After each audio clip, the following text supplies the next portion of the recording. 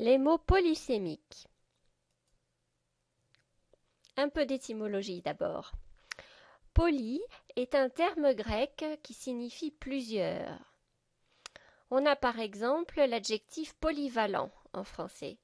Vous voyez la photo, ici il s'agit d'un couteau suisse qui peut servir à plusieurs choses. Des ciseaux, une lime à ongles, un tire-bouchon, etc. Un autre exemple, un polygraphe est un autre terme pour désigner le détecteur de mensonges.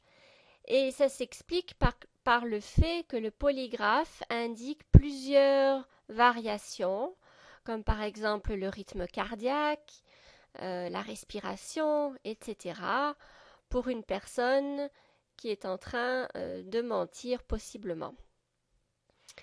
L'élément SEM, maintenant, fait référence à une unité de signification. Par conséquent, le terme mot polysémique fait référence à un mot qui aura plusieurs sens, plusieurs entrées numérotées dans le dictionnaire et donc plusieurs usages dans des contextes différents. Alors un premier exemple avec le mot pièce.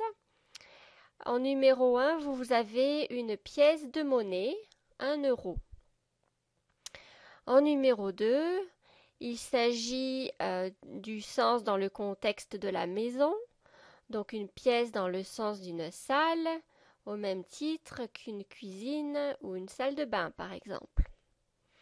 Et en 3, on a ici le contexte d'une pièce de théâtre. Avec les exemples suivants, ça devient vraiment intéressant. Avec décoller, ici, vous allez voir qu'on a un noyau de sens qui apparaît et qui va être commun aux deux contextes d'utilisation.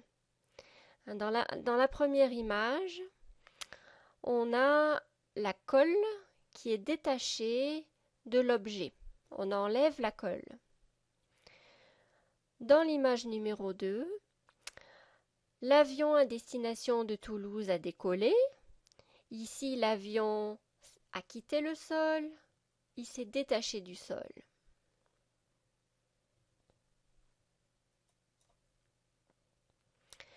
Avec les jumelles, ce sera le même phénomène. Sur la première image, on a des sœurs jumelles. Elles étaient ensemble dans le ventre de leur mère. Dans la deuxième photo, l'homme se sert de jumelles pour voir au loin. Et ici, on a une analogie avec le premier sens, puisque jumelle fait référence aux deux lunettes. Et donc le chiffre 2 est commun dans les deux images.